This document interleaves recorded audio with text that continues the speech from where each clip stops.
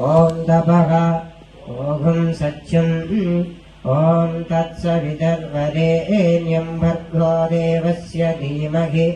धियो यो नः प्रचोदयात्। ओमापो ज्योतिरसोऽमृतं ब्रह्मभूद्भवस्वरान्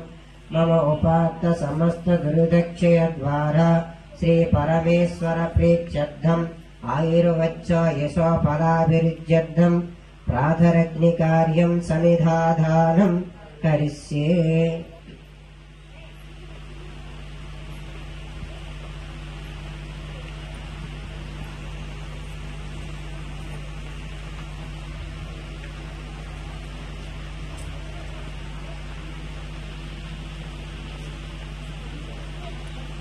स्थापयामि पूजयामि।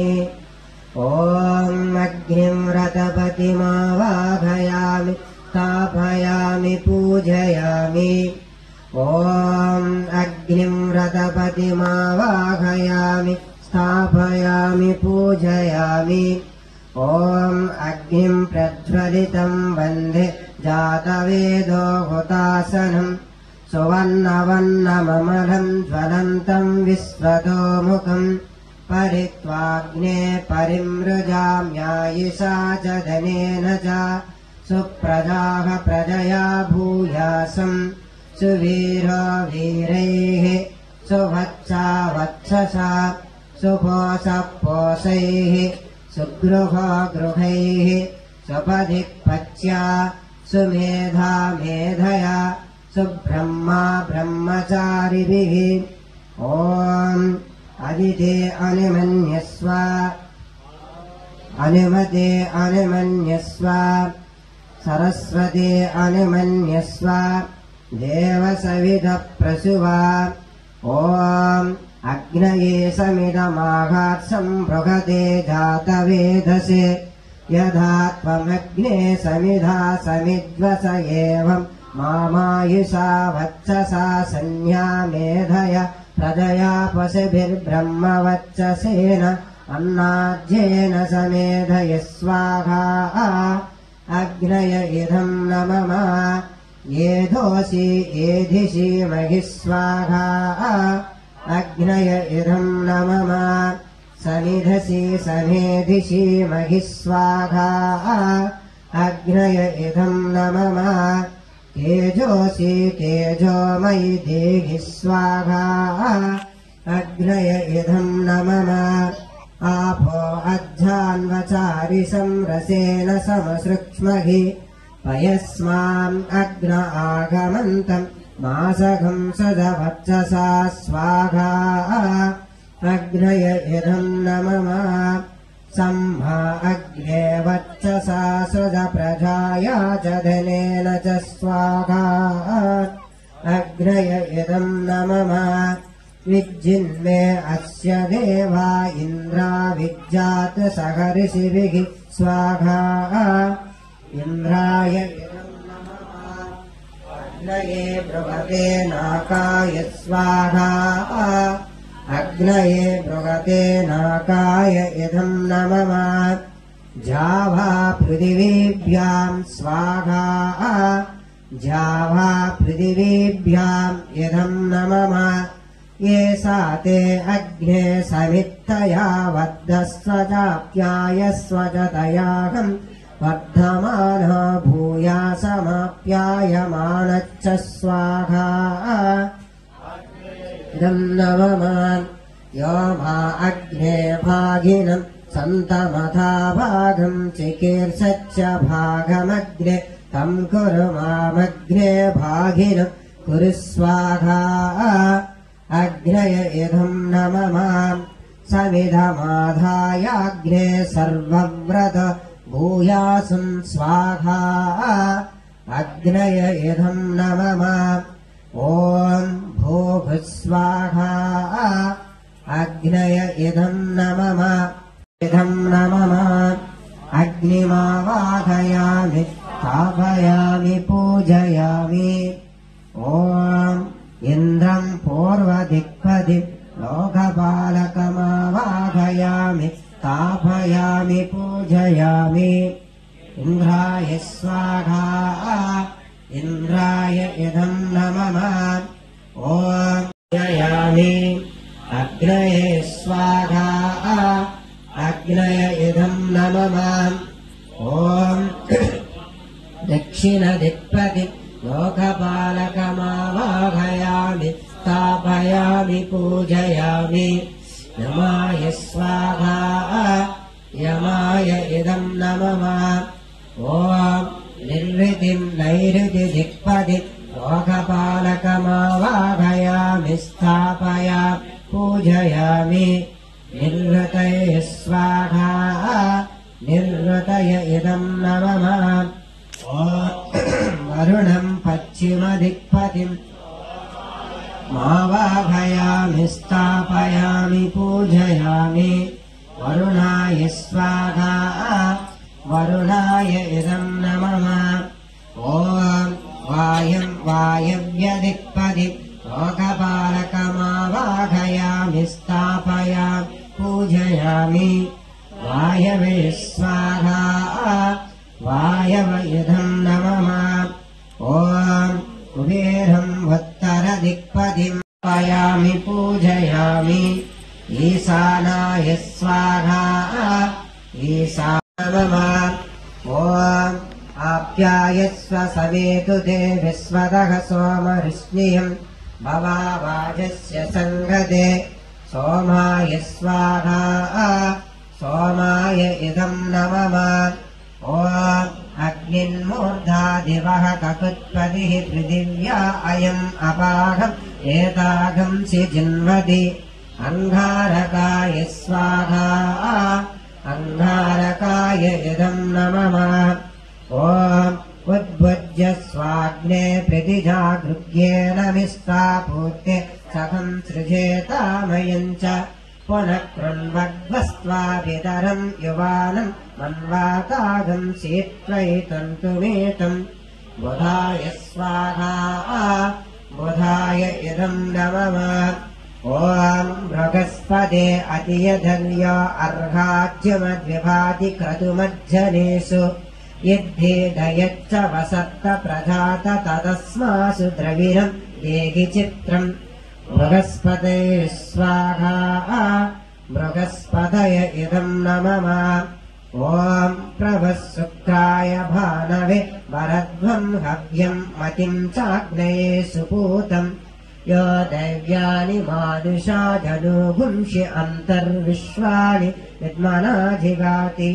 शुक्राय स्वाहा शुक्राय इदम् न मम ॐ समग्निरग्निभिस्करच्चन्नस्तपतु सूर्यः चं वातोपात्वरभा अपसृतः शनेच्चराय स्वाहा शनेच्चराय इदम् न मम ॐ कया नक्षत्र आभुवधूति सदावृतः सक कया सा शिष्टया वृत राघवे स्वाहा राघव इदम् न मम ॐ केतुम् कृण्वन्न केतवे पेशोमर्या अपेशसे समुसद्भिरजायताः केतवे स्वाहा केतव इदम् न मम ॐ स्वाहा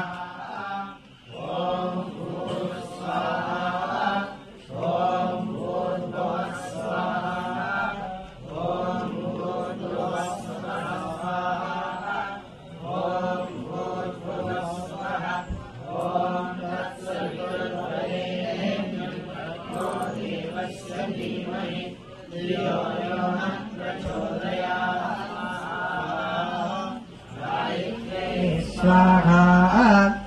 गायत्रे इदम् न मम ॐ नमो नारायणाय स्वाहा ॐ नमो भगवते वासुदेवाय स्वाहा ॐ विष्णवे नमः स्वाहा यज्ञम् पागिशतक्रध विष्णवे स्वाहा ॐ श्रियः स्वाहा ॐ श्रीं ह्रीं क्लीं महालक्ष्मी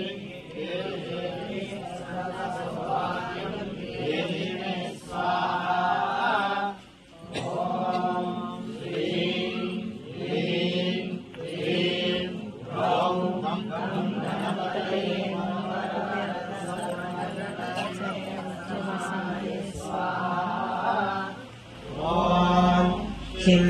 शिपः स्वाहा यस्वाहा गरुडाय इदं नमः ॐ स्म्रौं सहस्रारहुं फट्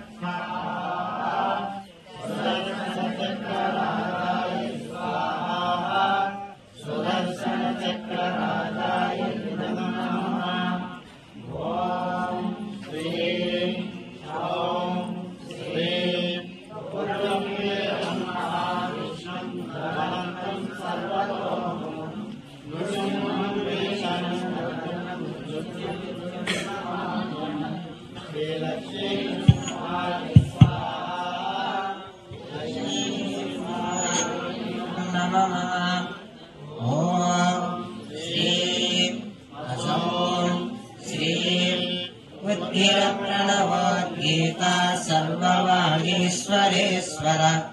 सर्ववेदमया सर्वं बोधय शीर्षवागीश्वराय स्वाहा शीर्षवागीश्वराय इदं नमः क्लीं कृष्णाय गोविन्दाय गोपीजनवल्लभाय स्वाहा ॐ क्लीं कृष्णाय गोविन्दाय गोपीजनवल्लभाय स्वाहा ॐ क्लीं कृष्णाय गोविन्दाय गोपीजनवल्लभाय स्वाहा ॐ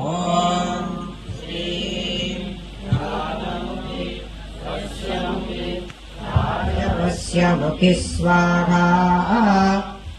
ॐ ऐं ह्रीं श्रीं ॐ नमो भगवति श्रीमातङ्गीश्वरि सर्वजनमनोहरि सर्वमुखरञ्जनि सर्वराजवसङ्करि सर्वस्त्रीपुरुषवसङ्करि सर्वदुष्टमृगवसङ्करि सर्वसत्त्ववसङ्करि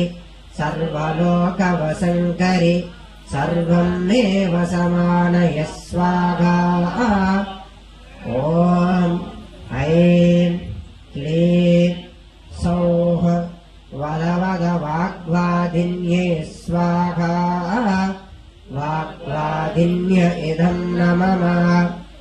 ॐ ऐं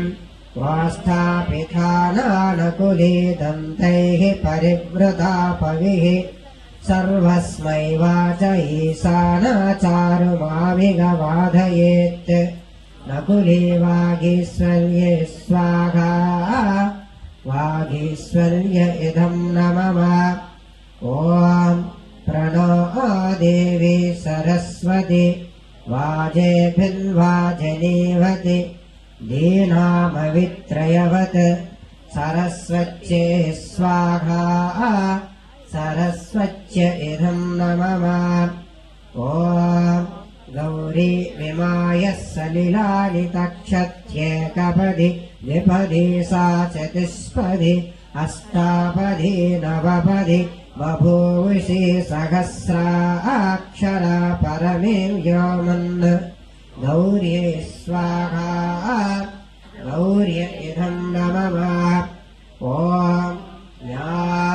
कल्पयन्ति नोरयः क्रूरान् कृत्यान् वधूमिव तां ब्रह्मणा परिणुद्मः पृच्छक्कर्तारमृच्छत् पृच्छिङ्गिरावग्रकृच्छाय स्वाहा पृच्छिङ्गिरावग्रकृच्छाय इदं नमः ॐ भूरन्नमग्नये पृथिव्ये स्वाहा भुवो अन्नं वायवे अन्तरिक्षाय स्वाहा सुवरन्नमादित्याय दिवे स्वाहा भूद्भुवः सुवरन्नं चन्द्रमसे दिग्भिः स्वाहा नमो देवेभ्यः स्वधा पितृभ्यो भूद्भुवः सुवरन्नमो ॐ भूरग्नये पृथिव्ये स्वाहा भुवो वायवे अन्तरिक्षाय स्वाहा स्वरादित्याय दिवे स्वाहा भूद्भवः स्वः चन्द्रमसि दिग्भ्यः स्वाहा नमो देवेभ्यः स्वधा पितृभ्यो भूद्भवः स्वरग्नमो स्वाहा ॐ भोरग्नये च पृथिव्यै च महते च स्वाहा भुवो वायवे च अन्तरिक्षाय च महते च स्वाहा स्वरादित्याय च दिवे च महते च स्वाहा भूर्भवः स्वचन्द्रमसे स नक्षत्रेभ्यश्च दिग्भ्यश्च महते च स्वाहा नमो देवेभ्यो सदा पितृभ्यो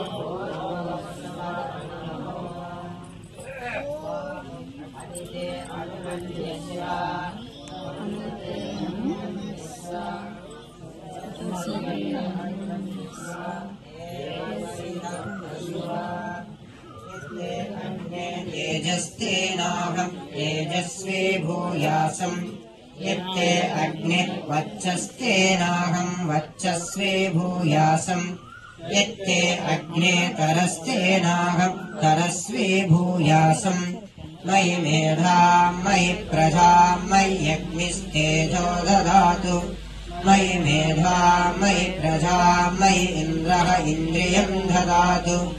मयि मेधां मयि प्रजां मयि सूर्यो भ्राजो ददातु मान आयुष्मान गोषुमान अश्वे सुरीरिषः वीरान्मानो रुद्रभामित वधिरविष्मन्त नमसा विधेमते त्रायिषम् जमदग्नेः कस्य पश्यत्यायुषम् यद्धेवानाम् त्रायिषम् तन्मे अस्तु त्रायिषम् मेधावी भूयासम् तेजस्वी भूयासम् वर्चस्वी भूयासम् ब्रह्मवर्चस्वी भूयासम् आयुष्मान् भूयासम् अन्नादो भूयासम् यशस्वी भूयासम् सर्वसमृद्धो भूयासम्